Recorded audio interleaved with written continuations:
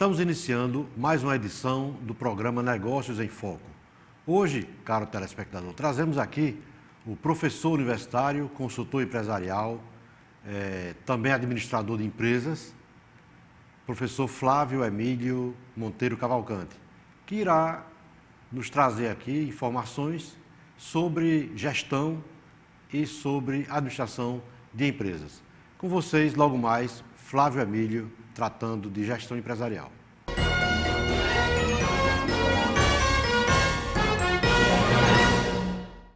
Há 10 anos no mercado, a JMT Service é referência em serviços de terceirização, com ênfase nas atividades de limpeza, higienização e conservação predial. Nosso principal objetivo é satisfazer as expectativas dos nossos clientes e colaboradores. Oferecemos serviços qualificados, responsáveis e pontuais. Reduz os custos da sua empresa entrando em contato conosco. Ligue 3198-1350 e tenha mais informações. JMT Service, locação de mão de obra.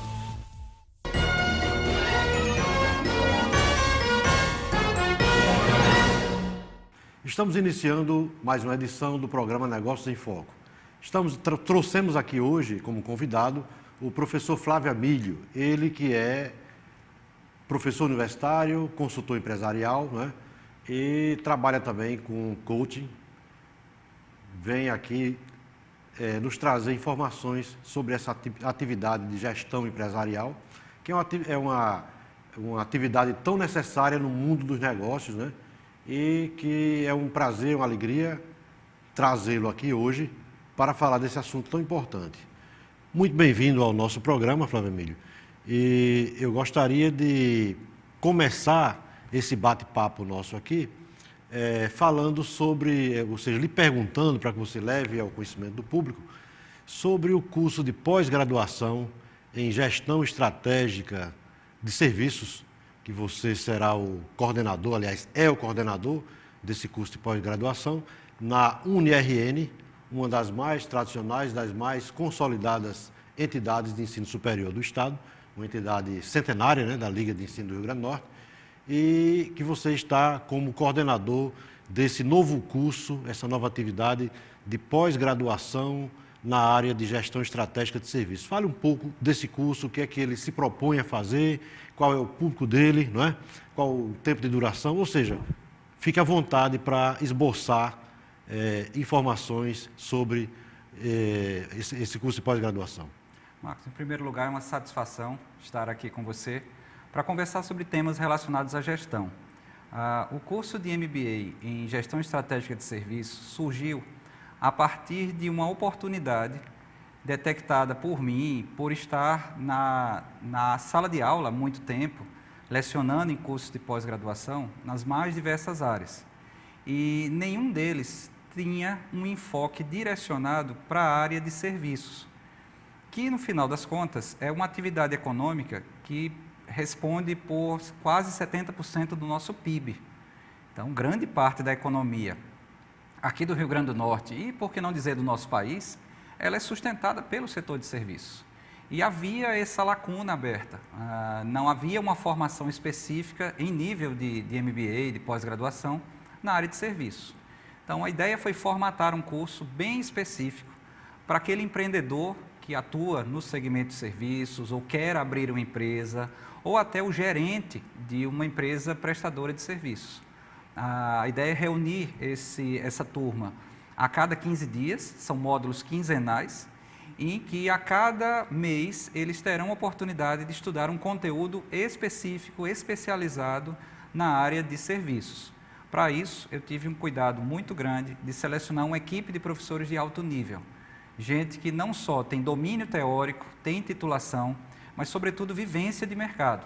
Afinal de contas, aulas de MBA, elas são marcadas pelo conteúdo prático. Então, menos teoria e muito mais ferramentas, instrumentos que façam com que o aluno tenha condições reais de colocar aquilo ali em prática.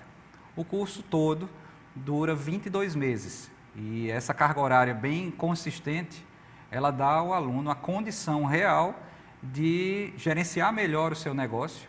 E aquelas pessoas que têm interesse, ele pode iniciar aí uma carreira docente também. Então, essa é a grande proposta. Esse público buscado, ele engloba, por exemplo, que áreas de graduados, além de administradores? O requisito básico de um curso de MBA em gestão é que o aluno tenha uma formação superior completa. Isso vai valer para os bacharéis, isso vai valer para os tecnólogos, para os licenciados. Então, ter uma formação superior completa é o requisito principal. Como a gestão permeia várias áreas de atuação e várias áreas do conhecimento, o curso é aberto a profissionais de qualquer área, seja da área da saúde, a área tecnológica, a área das ciências humanas, sociais. Em geral, as turmas de pós na área de gestão, elas são extremamente ricas em termos de trocas de experiências, porque eu não tenho uma turma uniforme, eu não tenho uma turma homogênea, muito pelo contrário, eu tenho pessoas vindas de várias áreas diferentes. E isso, no final das contas, amplia a rede de contatos do aluno, ele começa a fazer amigos e contatos com pessoas vindas de várias áreas, e a riqueza da troca de informações é fantástica. Fantástica. Outra pergunta, esse curso de pós-graduação, você falou que ele tem uma duração de 22 meses, né? Sim. Ele pretende agregar pessoas de diversas áreas. O setor de serviço, que é o foco, né? Sim. É um setor que tem crescido muito, tem que ser apresentado em todas as áreas, né? Por exemplo, o turismo é serviço, a terceirização de mão de obra, serviço está presente na economia.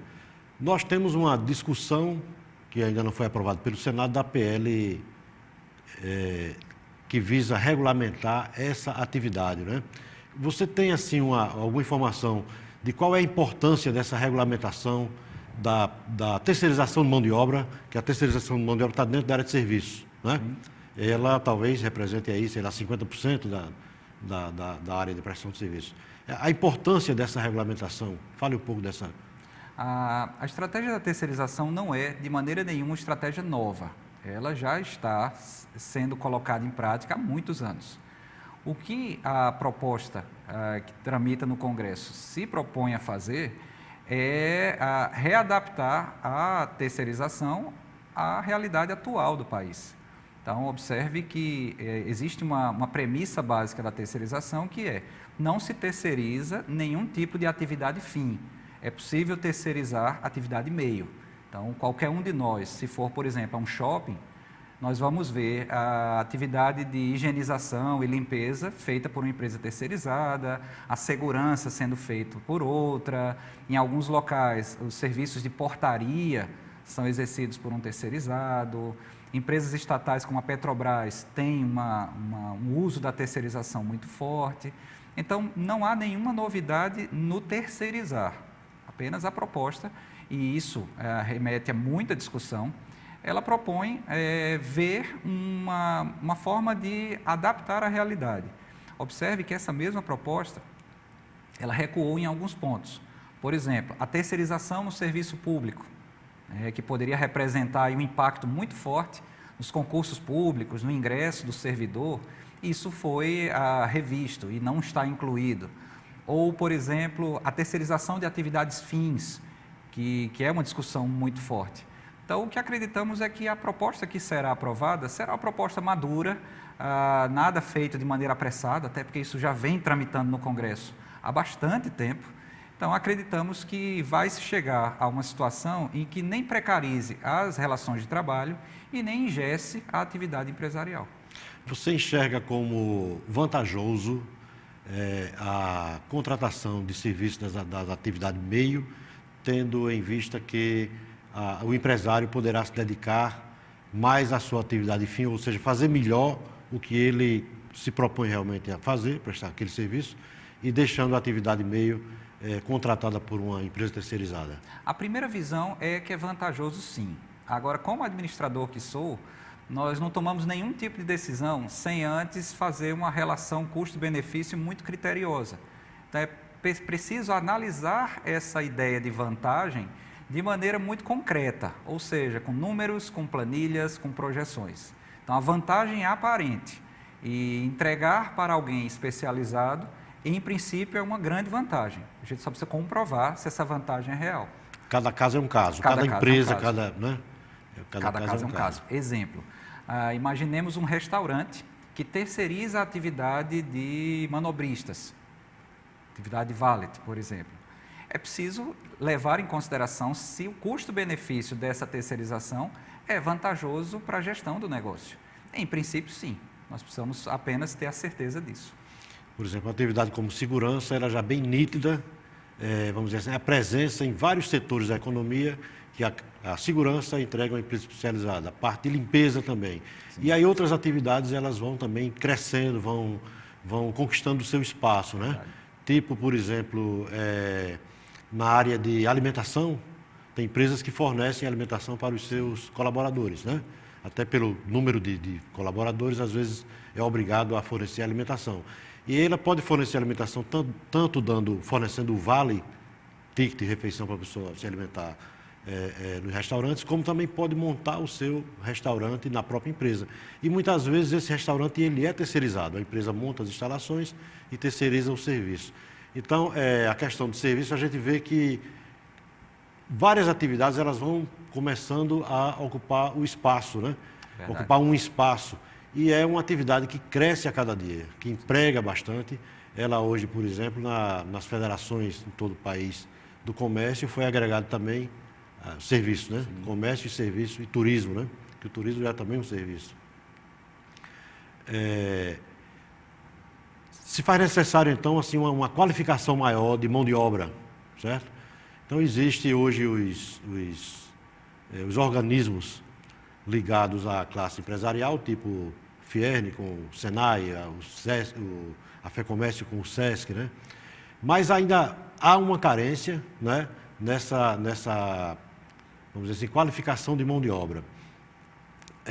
O mercado de ensino normal, as universidades, estão buscando atender, ocupar esse espaço no que diz respeito a oferecer essa qualificação profissional, essa melhor qualificação profissional?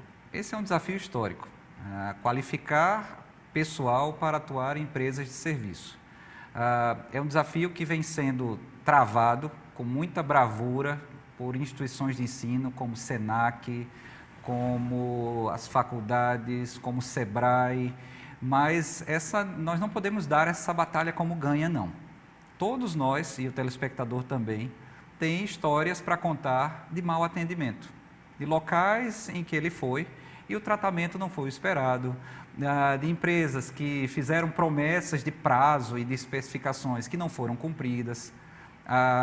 Podemos dizer que o maior índice de reclamações nos órgãos de defesa do consumidor, as empresas campeãs de reclamação, são as empresas de serviço.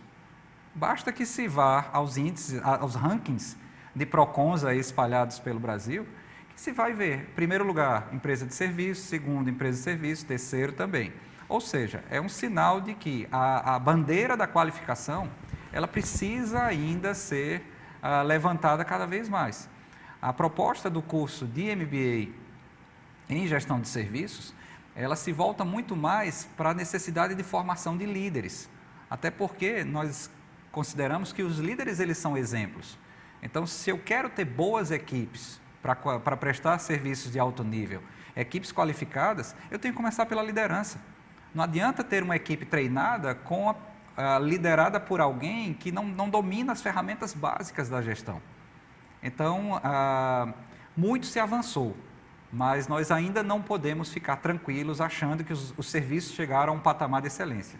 Estamos longe disso. A batalha ainda é muito longa, a estrada ainda é muito extensa a ser trilhada. Muito bem. Nós vamos ao nosso intervalo e em instantes voltaremos ainda falando sobre serviços.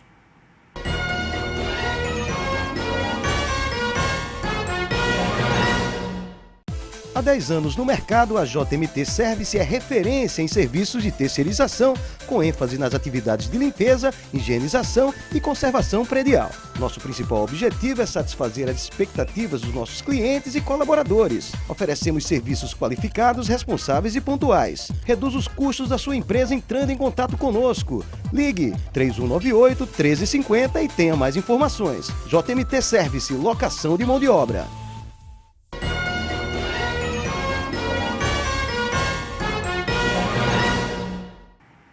Estamos de volta com Negócios em Foco, aqui com o professor e consultor empresarial Flávio Emílio Cavalcanti.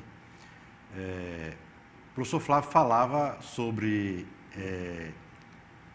a questão de prestação de serviço, que é uma atividade que não está ainda, digamos assim, 100% preparada para atender o consumidor, isso é natural.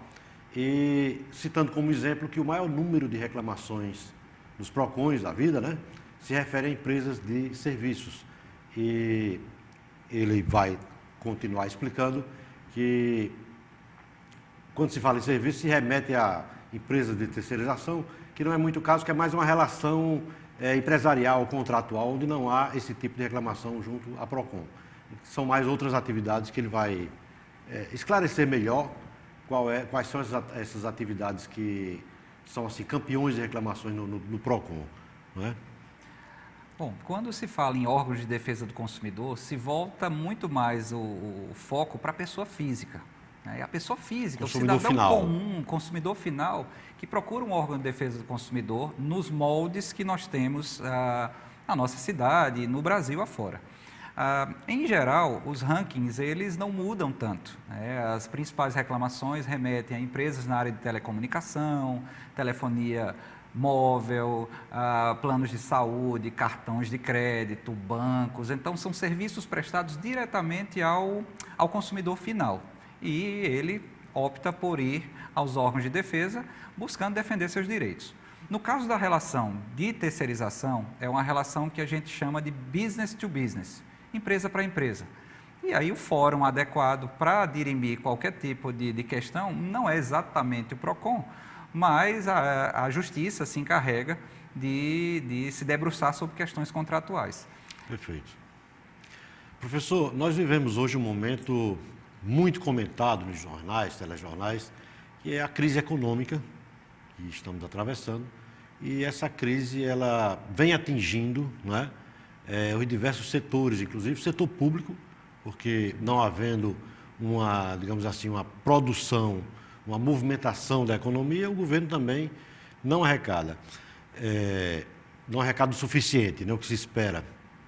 E essa crise, ela hoje atinge a todos os setores, né? Como é que o senhor vê uma saída para essa crise nacional, né, que estamos passando? O senhor enxerga alguma saída para ela e em que prazo? Eu procuro ter uma visão equilibrada e como professor que sou, profissional do ensino, eu procuro me informar através das mais variadas correntes de pensamento. De fontes. Fontes as mais variadas. E eu procuro estabelecer uma visão equilibrada entre nem ir para o extremo de decretar que tudo está perdido e que o Brasil vai naufragar, mas também não procuro ir para aquela visão tão ingênua a ponto de dizer que não há crise e o que existe é algo passageiro, pequeno e sem impacto. Na verdade, eu considero que essa visão equilibrada, ela vai admitir, sim, que nós estamos vivendo uma recessão. Eu até nem uso tanto a palavra crise, por ser um termo muito abrangente. O que nós temos é uma desaceleração severa da economia. E, de fato, há setores, sobretudo o setor industrial, os setores de base, eles estão sofrendo com uma desaceleração muito forte. E os especialistas na área de economia, os estudiosos na área, eles não conseguem enxergar uma reversão desse quadro num prazo menor que 2 anos. Ou seja, perduraria em 2015, prosseguiria em 2016 com menos intensidade, mas a economia voltaria, segundo eles, a se reequilibrar em 2017. Ou seja, 2 anos vivendo um período bem diferente, bem desafiador para quem atua na atividade empresarial. Saídas para essa situação, elas existem. Agora, elas vão requerer o quê? Vão requerer talento, criatividade, austeridade. Então, alguém que esteja gerenciando o negócio vai precisar rever suas práticas, vai precisar ser um pouco mais austero e adaptar a sua empresa a esse contexto diferente. Da mesma forma que nós adaptamos nossas casas, nossos orçamentos domésticos, nossos hábitos de consumo. Nós e o telespectador também, nós não paramos as nossas vidas por causa da crise. nós nos adaptamos a ela. No caso das empresas, a situação é bem semelhante. Então, ninguém vai parar de vender. Agora, eu preciso ser mais eficaz na hora de vender. Ninguém vai parar de produzir, mas eu vou ter que ter mais cuidado com meus custos. Ninguém vai parar de prestar serviço, mas eu tenho que ser mais eficiente naquilo que faço. Então, eu diria que a grande saída para ultrapassar esse período tão difícil desse ano 2015 e do próximo também é vencer a crise com eficiência, vencer a crise com criatividade. E no caso específico dos serviços, observe que o cidadão comum, ele não parou de consumir serviços. As pessoas não cancelaram seus pacotes de TV por assinatura, as pessoas não tiraram suas crianças da escola, elas não pararam de mandar suas roupas para a lavanderia, os seus carros não pararam de ir para o lava-jato, não se cancelou a conta de telefone celular. Então, a vida das pessoas, ela não parou por conta da crise. Agora, o que existe é a necessidade de uma readequação a um período que não é um período farto, não é um período de renda excedente, mas é procurar se adequar a uma situação que não é muito favorável e trabalhar a fim de vencer esse período desfavorável. Para a superação da crise, aí, como você coloca, precisa de criatividade, trabalho, dedicação, persistência, né? Sim. E então vamos puxar um gancho de um outro assunto, também em evidência no país, mas para muitos uma novidade, que até o termo é desconhecido das pessoas, que é o coaching, que ele, queria que você falasse um pouco sobre isso, que ele, me parece, consiste numa preparação pessoal para o empreendedor, para o profissional, para a atividade, a capacitação profissional, para o direcionamento do negócio das pessoas e como uma espécie de uma coisa bem personalizada. Eu queria que você falasse um pouquinho dessa atividade, como é que ela funciona, aqui em Natal como é que está funcionando, se existe já esse tipo de trabalho, né?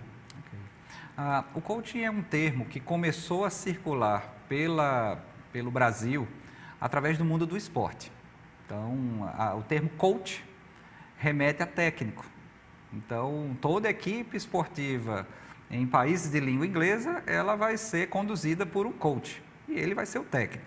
O conceito de coach, ele foi trazido para o mundo do desenvolvimento humano. Então, nós poderíamos classificar a atividade de coaching como uma atividade de desenvolvimento humano, uma abordagem de desenvolvimento humano. Existem várias formas de fazer coaching, de exercer a atividade de coaching. Essa é uma atividade em expansão muito forte no nosso país. Daí, nós vermos várias instituições que oferecem a formação em coaching com propostas muitas vezes diferentes, algumas até conflitantes. A essência do coaching é o desenvolvimento de pessoas, fazendo com que essas pessoas tenham mais condições de alcançar suas metas. Nós dizemos que todo coach é amigo da meta. Então, a pessoa que veio procurar o coach, ele se torna um coachee. E essa pessoa tem metas pessoais, tem metas profissionais, e o papel do coach vai ser apoiar essa pessoa. Observe que nós não usamos a palavra ajudar a pessoa. Apoiar essa pessoa para que ela consiga, através das ferramentas do coach, alcançar suas metas. E o que eu posso te dizer, Marcos, é que essas metodologias, elas funcionam de forma concreta. Eu tenho exemplos de pessoas que já passaram por isso e a gente fica extremamente feliz de ver a concretização das metas delas. Então, é uma abordagem individual.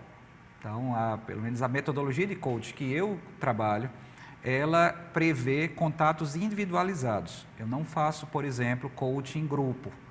São contatos individualizados que nós não chamamos de consultas. Alguns termos muito ligados à psicologia, eles são tirados do ambiente do coaching, até porque a atividade de coaching, ela é uma atividade aberta a profissionais de várias áreas.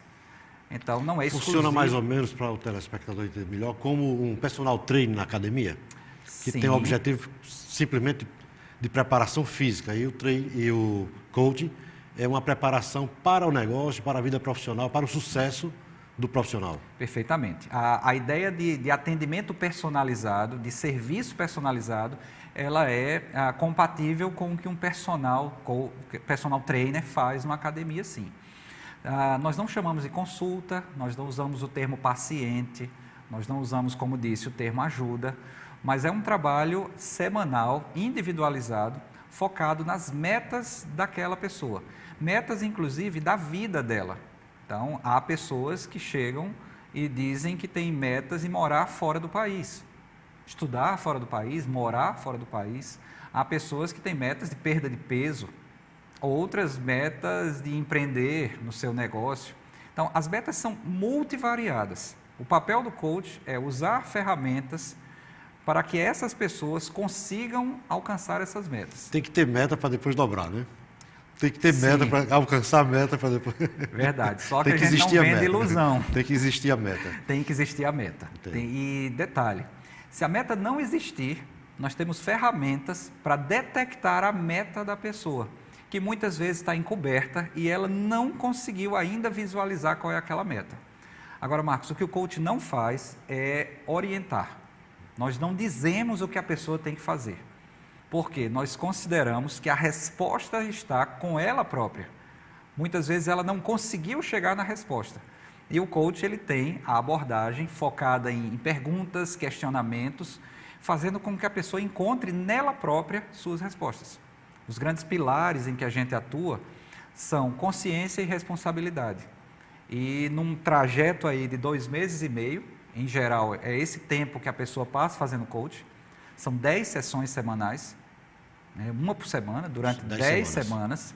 Então, isso dá em torno de 2 meses e meio. A gente consegue ver progressos magníficos. Gente conseguindo resultados interessantíssimos em suas vidas, descobrindo as respostas nela própria. Existe aqui em Natal alguma empresa prestando esse tipo de serviço ou são consultores isolados? Você, por exemplo, faz esse trabalho? Faço, sim. Ótimo. Se você quiser, pode deixar o seu contato aqui no ar, sem nenhum problema. Muito bem. Telefone, viu? O que nós vemos é uma abordagem feita por profissionais liberais. Em geral, o coach atua de forma autônoma. Não consigo visualizar empresas focadas em coach de uma maneira específica, com estrutura grande. O que existe são profissionais que agregam a sua área de atuação à formação em coach e fazem seus atendimentos. Eu faço esse trabalho também, tenho uma rotina de atendimentos em coach e digo que isso é uma atividade que me traz muita satisfação em fazer. Atender pessoas, ter contato com elas, inclusive várias delas, quando chegam, nós não temos nenhum tipo de amizade anterior. Algumas chegam, são pessoas que eu conheço na primeira abordagem e quem quiser conhecer um pouco mais, bater um papo sobre coach, eu posso deixar aqui sim o meu número de WhatsApp, que é o 99105-6687. Então, quem desejar conhecer um pouco mais de coach, sem nenhum compromisso, tomar um café e bater um papo, prolongar esse papo aqui, conhecendo melhor como funciona, pode mandar uma mensagem, terei imenso prazer em sentar e conversar com a pessoa. Ok, professor. Queremos agradecer a sua participação no nosso programa e dizer que aqui as portas estarão sempre abertas para a sua participação. Agradeço e me coloco à disposição sempre que precisar. Okay.